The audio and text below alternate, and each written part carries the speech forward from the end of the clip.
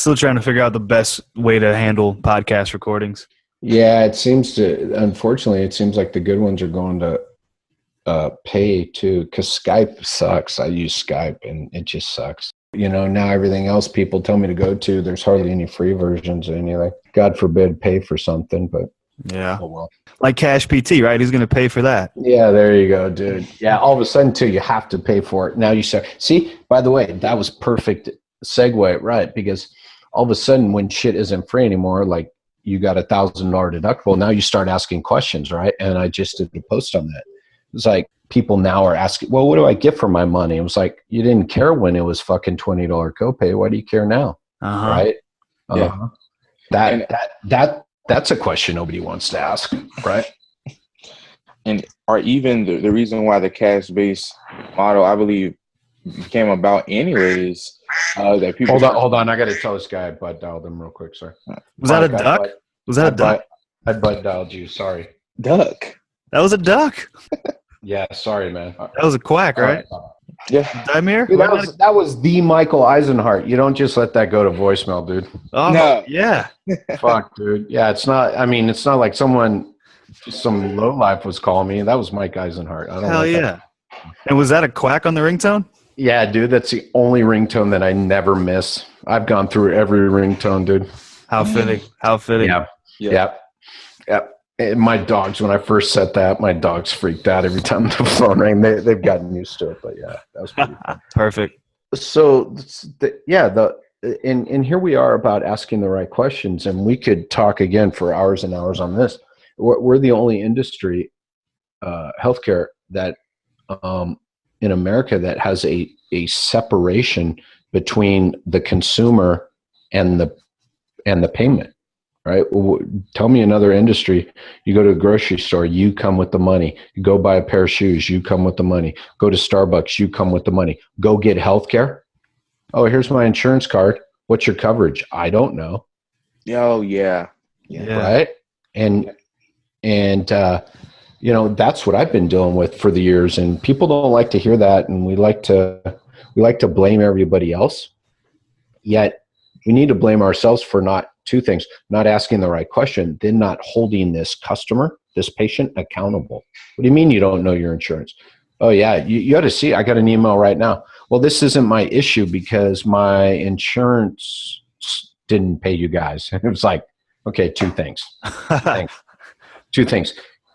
It's your issue because what goes in front of your insurance is the word you. So it is your issue. So let's step back and start from there. Okay. I'm not we don't have to challenge each other, but I'm telling you, this is your insurance. So therefore you are responsible. I've had more conversations start like that in 15 years. Well, it's an insurance issue. So this isn't about me. Oh, doesn't say Jerry Durham on the card, does it? I've told people, you got your insurance card? Yeah. Can you flip that thing over and tell me whose name is on the front? And that's why it sucks, right? Because they're putting the onus on you to, like, all right, you are correct, dude. You figure that shit out. And they still do it. The times are a changing, let me tell you. And everything we talk about is different in a good way. And some of this stuff, and I'm dead serious, I don't think I'll see a change in my lifetime, but the change is starting now. And so they still will put the onus on me. They still will put the responsibility on everybody else. I understand. I've been reading these articles about people showing up at hospitals and seeing emergency rooms and seeing out-of-network doctors and getting tagged with the bill. I get that. That's fucked up. That's wrong. Yeah. You coming to me and me checking your insurance benefits and giving you all the information, and then when your insurance doesn't pay me or fucks with me, it's my fault? No. That is a separate issue. So that's why, we bulk everything into healthcare. And so I get involved in those arguments and go, I get that, but what about people, what about these other out-of-network providers? So yeah, it is, boy, there's a couple ways to get me going. We could talk some baseball, but the other one is this whole insurance thing and the separation, the separation in the U.S. between people and their insurance. And I put that as one of the top 2 or 3 biggest issues within healthcare, because so much of the problem in healthcare trickles down from that. People, again, where else is there such a separation with cost? When you go to Starbucks, that fucking latte costs $3.59 every fucking time. Yeah. When you go buy a new pair of shoes, you choose. By the way, when you go buy a new pair of shoes you like, what's the first thing you do? You flip it over and look at the price tag on the bottom. Yeah. You go buy a new car, you go buy a new bed, you go to take care of yourself, make yourself healthy. Nobody can tell you what it costs. And you tell me, where is the problem? And that's an insurance issue. There's this separation. That's what the hospitals do. That's what the insurance industry wants. Damn. And by the way, and they proliferate this because when you call them to try to settle the problem, you can't fucking get to anybody. So I make the mistake. What do? I make the mistake of picking up the phone and saying, how can I help you? That's the mistake I make, because the insurance company, you can hear the sarcasm there. The insurance companies just don't pick the phone up, and that's their solution, right? Yeah. Yeah. Automated voice. Yeah, dude. You got to go through 15 automated voice systems. By then, you done already punched in your whole entire social security number 10 times. Right. Dude, and then when you get to the and I'm doing the quotes thing, right person, it's not the right person. So yeah, this is an issue. So you want to talk about not having to deal with insurance. There is this realness, and there's this connection you can make with people. I'm not saying it's the right way. I'm not saying it's the wrong way. I'm not saying it's the only way. But when you form a healthcare business and you eliminate insurance, you've taken down a barrier to helping people. And everybody can tell me now I've alienated all these other people, yet I have all these other people I can help. I get it. So let's figure out how to apply this to everybody, not just my little world. I get it. Yeah. So let's start asking the different questions. If I can do it here by lowering that barrier, how can the in-network and the people who have to depend on insurance, how do we lower that barrier for them? And then I feel like that leads into so many other questions and potential opportunities, right? Because it's like, can we get into helping people before they even need to be helped, right? Yeah, that's my big kick right now. Especially go spend a day with Mike Eisenhart, and you'll be like, what profession did I get in? In a good way. Yeah, don't get me wrong, because man, I spent a day up there with him, and it just changed everything. Wow. In a good way. Yeah, I love what he's doing.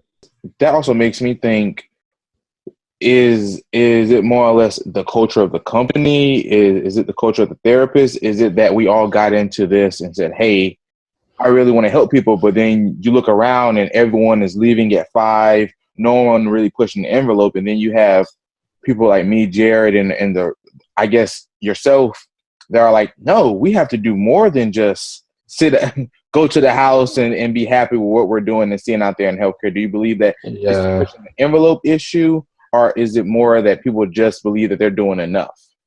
You know what? It's about 3 of those things. There are people who believe they're doing enough. Mm-hmm. Then there are the people, and by the way, this was me, the people who got out of school who wanted to do more and couldn't find anybody doing it, and finally just gave up looking for it. And I gave into it for a while. And it was because I couldn't find anybody else doing it, right? We all want a leader. We all want to find our tribe. And if you can't find it, if you're roaming around the wilderness and you've run across 3 or 4 tribes and they're not really your tribe, and you can't find your tribe, you're going to go hook up with one of those 3 or 4 other ones, right? Yeah. So there's that issue. So there's the issue of, yes, the people just doing enough. They'll never do more. Then there's the people who are looking for the leaders. Then I think really those are the 2. So the key is the person wandering has to be able to find the leader in the tribe. And again, I'm going to go back to this. There are more resources and more ways to find good tribes and good leaders than there ever was. I met Mike Eisenhart on Twitter. Okay. So theoretically, if there's I lie. Did I meet Mike Eisenhart on Twitter? Let's just go with it. I believe it. There are a lot of people. I think I met him face to face elsewhere, but we continued on Twitter, and the conversation continues on Twitter, and I stay in touch with him on Twitter. And there are people, it's easier to find your tribe now. And whether you meet them face to face, and you can see it on Twitter, you can see it on Facebook, people that kind of gather up and find these people who think like them. And I think that's a really good thing. And I think it's easier to find leaders today, and people who don't find leaders. So that first group who just don't want to do anything differently, I think they're going to they are a problem. And that's a choice. It's a choice at this point. And I like to say at this point, ignorance is a choice because all the information is about, you like that? Ignorance is a choice. All the information that we need, we have to work at it. We have to work to find it. All the information we need is available to us. And I've had more shit shared with me on Twitter that I would have never known existed except for I was there. And then I chose to engage in it. Mm-hmm. And so the information is there. And so for you to sit back and go, well, I don't know this, I don't know that, to call something fake news, we're not getting into politics, but to call something fake news is so lazy. It's lazy. It's lazy, people. The information is available. If you only clicked on that story and you read it and you believed it, then you continue to have conversations with, by the way, this applies to healthcare. If you then had conversations with only people who believe that same article and you didn't talk to anybody else, that's not a fucking fake news issue. That's you're ignorant issue. Yep. Damn. I don't even remember the original question, but it's about people who won't push the envelope and people who want to push the envelope. So there is the ability to find these people now. And that's why you guys, I see more engaged. I just, I was thinking today, I knew I was going to get on the phone with you and this stuff was going to happen. So I was trying to think back to school going, if I was in school today, would I be engaged as you guys? And I don't know. I can't answer that honestly. Yeah, you would. Yeah, maybe. But you know what I'm saying? Yeah. I asked a lot of questions, couldn't find the answers, and then I gave up. So, I gave up. Yeah, me. It wasn't anybody else's fault. I gave up. And then finally, this stuff starts coming back around and I find people doing what I believed in 24 years ago and now, still pushing that way. Man, so much from that, Demir. Yeah, no, I agree. It's overwhelming to some degree, the amount of resources. And that's why I wonder if I was in school, if I'd still be so involved or if I'd just be curled up in a corner because I would just be, there'd be so much content out there that I wouldn't know how to separate it. So with life comes the experience of learning how to manage your time, learning how to manage your priorities, learning how to manage the things you should manage, right? Yeah. And so I freak out sometimes because I'm like, if 1985 Jerry was dropped into 2015, at that same age, I might just implode. Actually, I would explode. I wouldn't implode. I'd explode, man. There you go. I mean, yeah, that's time management and goal setting is something I'm struggling with right now. I wish it's like, I guess I'm waiting for a system to drop from the sky that would plug in everything my dreams and desires and tell me how to achieve them in a timely fashion, right? But you know who I think the best person is right now for all this stuff? Is Tim the close, dude. No, I've got good stuff from her. Tim Ferriss. Just scroll. All you have to do is scroll back through like his last. You don't even start from the beginning. Just go back through his last 10 podcasts. How to be the best you. The 17 most important questions I asked myself. The issue here is, how old are you, Jared? Seriously. 25.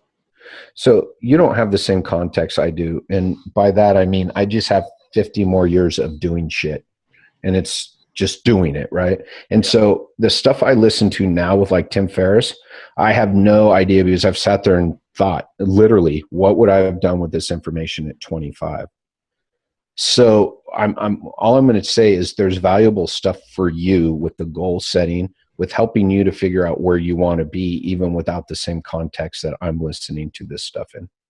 And, that Tools of Titans book, and I'm not even getting paid for this, he just wrote, it will be the first book of his I ever bought, because he was smart enough to just, and this is what I love about his podcast, he just gets people who are fucking way smarter than him, and he puts them on there, and he digs and digs, and I've learned so much from the interviews. Yeah. The other podcast I'm going to plug is Inside Quest. I learned more from those two, Inside Quest and Tim Ferriss, than I have anything else in a short amount of time. And you mentioned that to me last time. It's the owner of the Quest bars, right? You got it. And I didn't realize it was a Quest bar guy till about 4 or 5 episodes in. Yeah, it is. And he's down here. I got to get into the studio and go to one of the recordings. Awesome. So, And I second that behind Jared with all of the different inputs that are going in. And I was talking to my fiance, and I was like, wow, definitely going to open up a cash-based business. Let's do a podcast. And at the end of it, I was like, I don't know if I want to open up a cash-based business anymore. So that constant struggle between what you want and what you sort of kind of really don't want, but really see at the end of the tunnel. It's just the gold. Is it gold? Is it glitter? Yeah. right. Yeah. So we're back to, we've doubled back to that second Twitter question. Find yourself a mentor. Find a mentor who's doing it. Don't find a mentor who says they want to do. I've made this mistake, by the way. I have found people who said they want to do this, and I'm like, oh, will you help me? Yeah, I'll help you. And I realized they were more of a deterrent. They were dragging me down.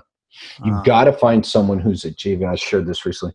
If you want to run $1 million business, you got to find someone running about $1.5 million to a $2 million business. Right. I've made that mistake. I wanted $1 million business. I found someone running a couple $100,000 business. Guess what? He never got me there. Right. Mm-hmm.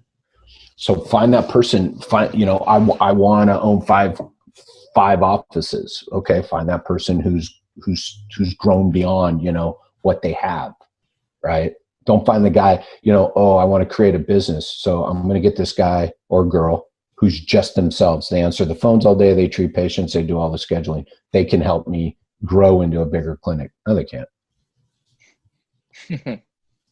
Yeah, because that's exactly what people do between the huge companies like Yahoo and Google, is that they don't find the person that was 10th in the class or someone who didn't grow the business or their rival. They find them and pay them a little bit more money and bring them in. So it's just like Right.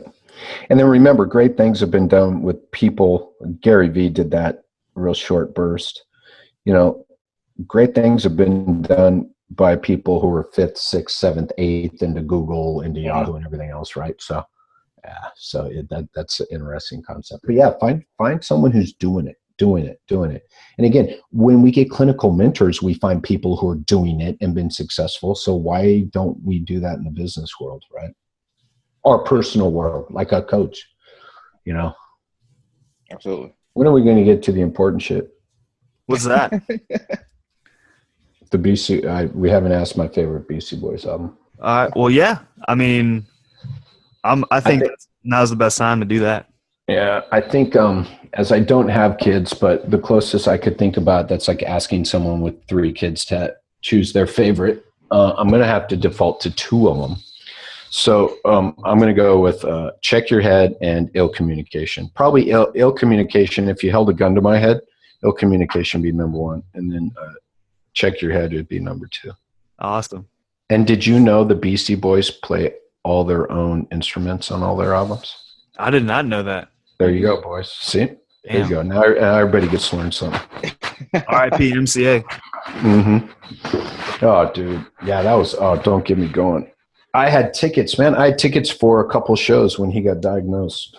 Damn. I went to the Rock and Roll Hall of Fame to watch the Beastie Boys go in. He didn't make the trip because obviously he was sick as shit. And then I think he died 2 months later. Damn. Yeah, so I went to the Rock and Roll Hall of Fame. Me and my buddy Kanad got on a plane. Here's a great story. You guys want a great Twitter story? Hell yeah. I'll go after. So Beastie Boys get announced that they're going on the Rock and Roll Hall of Fame. So I parked my ass in front of the computer and bought tickets for the show, for the induction ceremony. So I'm like, who wants to go with me? So I contacted like 2 people. First 2 said no. And finally my buddy Kanad, I said, you want to go? He goes, yeah, the Chili Peppers are going in. They're my favorite band. I said, okay, good. We're going to Cleveland. I'd never been to Cleveland. So I get on Twitter and I tweet at someone a PT that I'd had conversations with that I never met. And that was Aaron Burkett. And I'd never met him face to face. So he's telling me the places to stay, the area to stay in. And it worked out perfectly. I mean, where he told me to stay was dead on. He's from Cleveland. He lives outside of Cleveland, but they have Brown season tickets. So he knew the city well. So we get to town and I tweet him and I say, hey, dude, you want to meet up? He goes, sure. Yeah, let's meet up. So we agree a place to meet. And I just love Cleveland. I love cities. I'm a city boy, so I love Cleveland. Went Yeah. back again recently with Aaron, but he met us. So we go out, we go to pizza, we go drink, and it was like, hey, you got time to hang out? Yeah. So he got into town at about noon, 1 o'clock, maybe. He left town at 10. So he stands up. We're in a restaurant having dinner. He stands up and says, well, I better get back to town. I had no idea where he's from. I thought he lived in Cleveland. I'm like, dude, how far away are you from here? He goes, oh, I live about 2 hours away. That man drove 2 hours to meet up with someone he had never met before, right? And that's one of my favorite Twitter stories ever, because I met him on Twitter. And, I flew back to Cleveland again this year. We did the Indians on a Friday, and then we did the Browns home opener on a Sunday. So we had a great time. Yeah, I drove out there and met him, and we just had a great time again. That's the power of Twitter. You got it, dude. So yeah, we were talking Beastie Boys, but then we said Rock and Roll Hall of Fame, so it got me going. So yeah, that's my favorite stuff. Yeah, huge Beastie Boy. And you have that stuff from the beginning of the recording, but yeah, I always thought I could talk them into let me join. I could just be that guy. I could be like kind of a Flava Flav who didn't like a hype man. Oh yeah, dude, exactly. I could have been Flava Flav without the singing part, right? I could just be the dude in the back with my arms crossed the whole time. Yeah, huge medallion. Right, yeah, dude. Shades. That'd be awesome.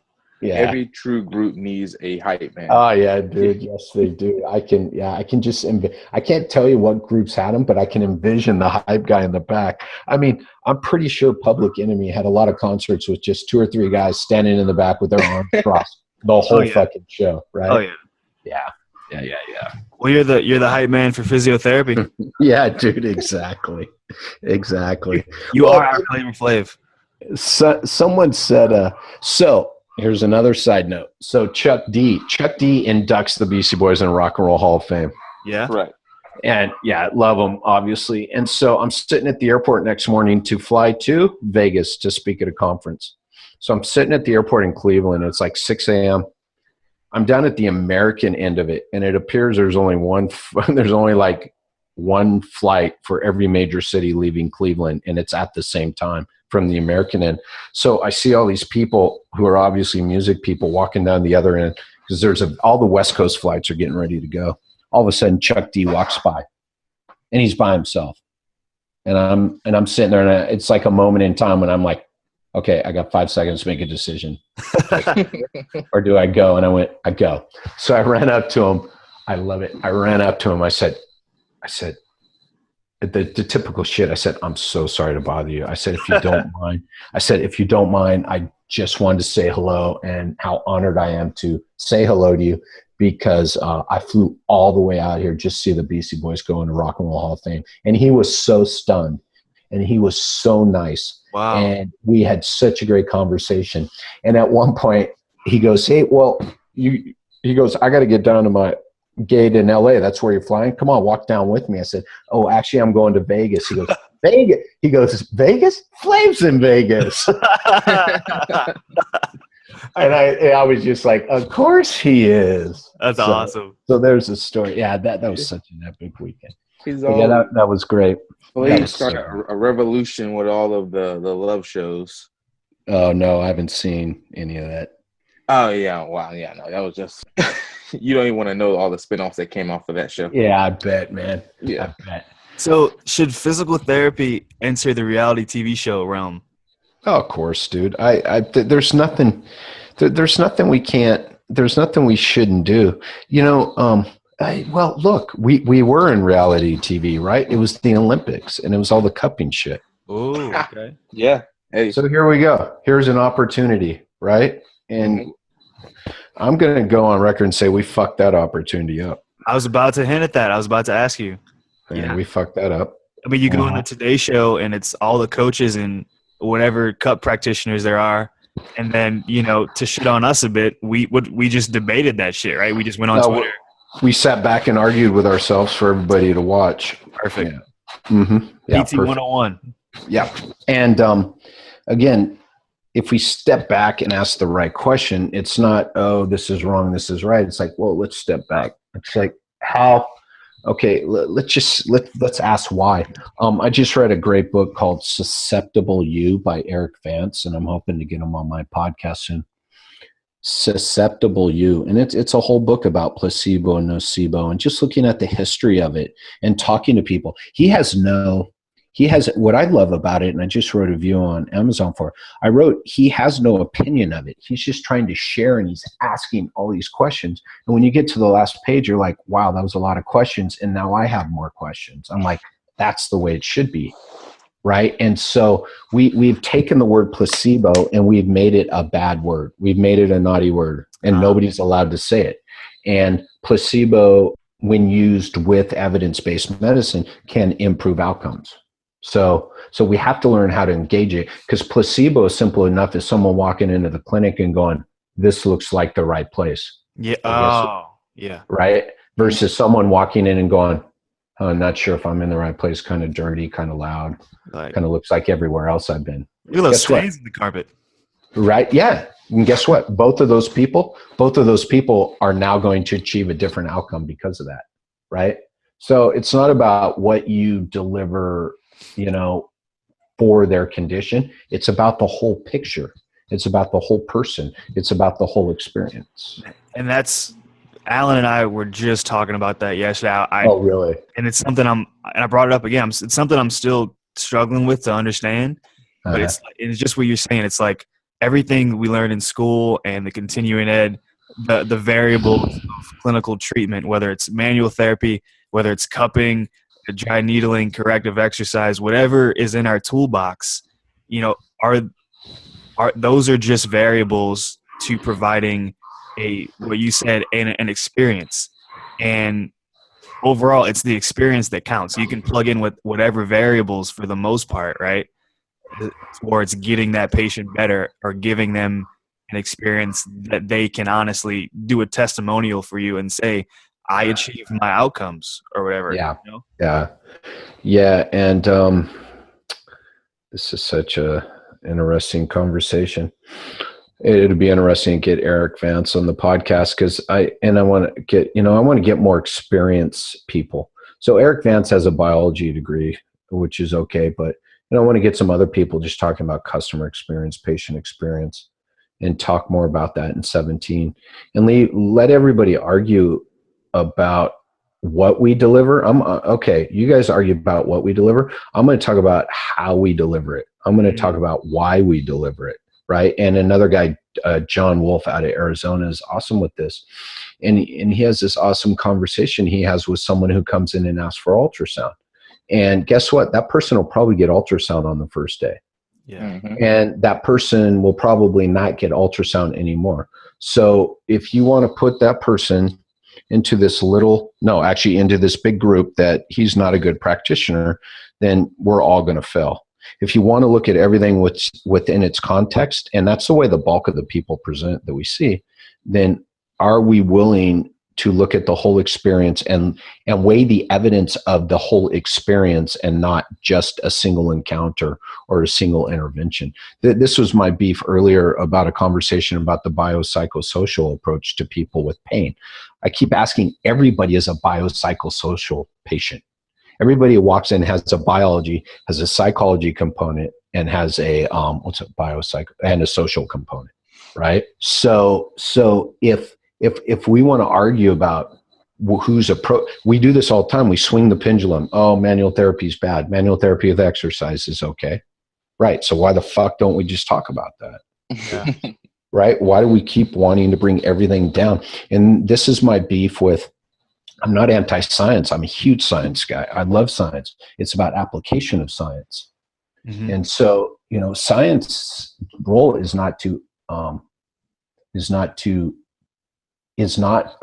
science's role is not about application. It's about answering questions. Application is the art of it.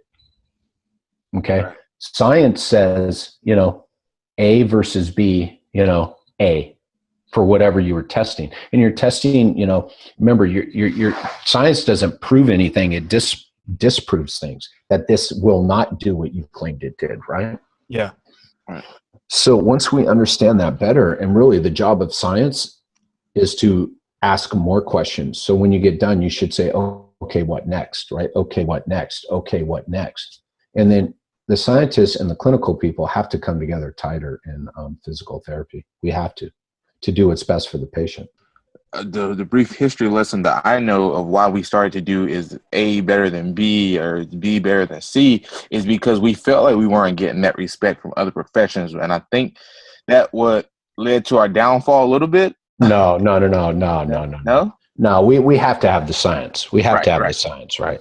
So no. We have to have it. And I'll never give into that. Even though you read my tweets, you think I'm anti-science. And I get it sometimes because I feel like I got to swing it back to the patient and that whole experience and that model that I had pinned to the top of my Twitter feed where there's so many components. You can't take a person in functioning in this world and apply one fucking scientific study to them that controlled down everything. Because when that woman sitting across from you got up at 4:30 because she's a single mom to get 2 kids ready and to get them off to daycare so she could go to a job that barely pays for daycare, and now you're asking her why the fuck she has back pain. And there, you can apply all the evidence-based medicine you want. You got to delve into all this other stuff, and you got to deal with the biopsychosocial part of that, right? Right. And then, but yet you're sitting there going, yeah, I got a low back pain patient today. No, you didn't. No, you fucking did not. You don't have a low back pain patient sitting in front of you. You have Sandra who hates her job and tolerates her kids. And busts her ass, dude. And she's busting her ass. And had to deal with her receptionist that gave her by attitude. the way, and who gave her attitude. And here's my favorite part. Here's the big home run. When she self-discharges after 3 visits because you didn't help her, she was then a problem patient. Because it couldn't have been your fault. No way, Jared. You did everything you could during those 3 weak ass visits. No, I get it. No, dude, couldn't have been your fault. Program that No, Sandra's a malingerer. She's never going to get better. She's just one of those problem patients. Did you call her? No, I'm not calling her. She don't want to get better. Damn. She fucking showed up for her eval. She wants to fucking get better. Damn. Yeah. Oh man. Yeah, this shit is hard, man. This shit is hard. Physical therapy, we got in this job to help people. And I'm here to tell you, helping people is hard. Yeah. And no one wants to admit that. Everybody wants to admit, oh, this is hard. Science is hard. This is hard.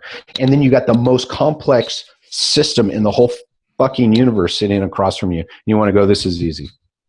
No, it's not. The hard part starts out. That's why I love everybody posting about school and how hard school is. And I got all these tests, and tomorrow I got 9 fucking finals. I can't wait to get out of school. I met someone this week when I graduate tomorrow, and school's so hard. I'm so happy to be out. I said, hey, when you go to work on Monday and you're sitting across from your first ever patient, it's only you and them in the room together, let me know what was hardest. Oh, damn.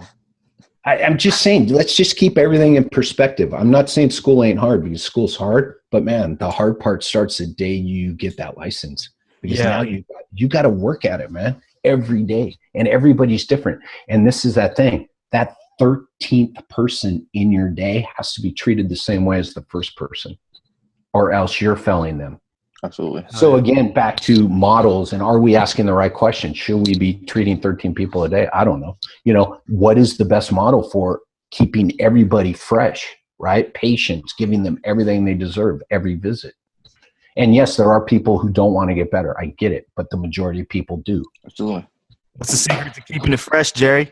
I don't know. I think maybe getting out of it every once in a while, asking new questions.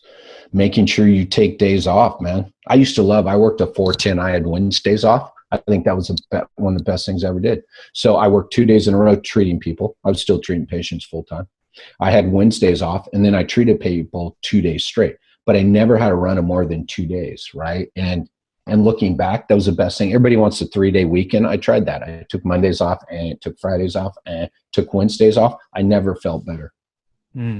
So stuff like that, right? And so asking new questions, how can I stay fresh? Like you said, maybe I look for a clinic that only makes me see 10 people a day and I refuse to work anywhere else. Nothing wrong with that. If that's what you believe is going to make you the best physical therapist and help your patients the best.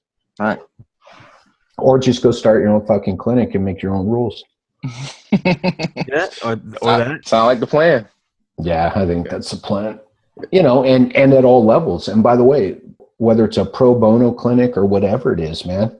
Because there are people who want to solve big problems and they show up and get burned out. And as long as we all believe we're doing the best for that person who's in front of us at that moment in time, then we're doing what's best for the system too. So it shows that we have a few minutes left. Are there any closing remarks you want to give? I know you've been hammering out all night. So yeah, I just think, it was all in there. There's been a lot of growth over my career. There's been a lot of growth in the last year.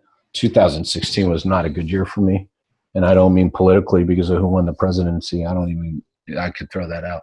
But I learned a lot. I reflected a lot. There was a lot of self-doubt. And I think as long as you keep asking questions and, get involved in as many conversations as you can and be respectful of other people and understand your biases and understand your strengths and weaknesses, then you'll do awesome. Regardless, and just keep everything in perspective. Yes, school's hard, but being a PT is fucking harder than going to school. So just keep everything in perspective. School's just jumping through the hoops, man, and knowing what they want. Yeah, it really is, man. It really is. Anybody, that's what I say. It's like you got to get through school. Anybody can get through school, and I'm sorry, but they can't. Yeah, I'll tell my classmates. I said, this is the fun part. Whenever we get out there, you have no make-believe patient. Really. Yeah, dude. Yeah, there you go. Real. That's a great line, dude. There are no make-believe patients. There are no make-believe patients. You get no case study. None of that stuff. Wait, we don't get case studies? By the way, you are the case study. Yeah. No, but that was a great way of putting it. There's no fake patients, man, and you owe it to everybody. And again, when that person across from you is not appropriate and doesn't want to get better, then what you owe them is to help get them out of the system, right? So I'm not saying you got to burn yourself, out every single patient, but you got to come at each patient the same way. Okay, I got to have good clinical reasoning skills. I got to get to what I got to do. I got to make some change. I got to show them change. And then I got to make sure they're progressing towards what they want to do. And if they're not, I got to get them to the right place. And if that's your approach every Monday through Friday or on the weekends, then you'll do fine. Great. And then also what you said of being open-minded to if the patient wants ultrasound or, something like that on the first day. I've been conditioned to be like, well, that's bullshit and that's not going to work. Do I look deep in myself and be like, well, that's what they want. And so that's a great point, because what you do at that point, you say, okay, what does this person truly want to achieve? And how do I steer this conversation and go in the direction where I can be their advocate and here's the word, I can build trust, right? I can build trust and build this therapeutic alliance. How can I do this best? And if giving them ultrasound on the first visit, I, as the professional, say that is going to do it, then I'm going to do it. Right? Awesome. Yeah. And that's just about that person in front of you. That's that N of one, N equals one. It's about all the science. That's your foundation, but it's about, like we said, that woman who woke up at 4:30 and she's got 2 kids and she did show up for PET.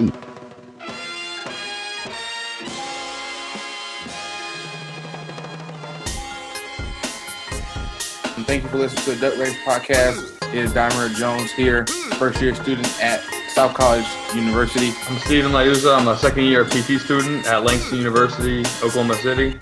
So the first thing I want to do is thank Jerry for coming on to the show. I can tell you that it was my first podcast, and I was extremely nervous. So just to wrap up the show a little bit, I just want to get your thoughts on the customer experience and what did you think about that entire landscape of that?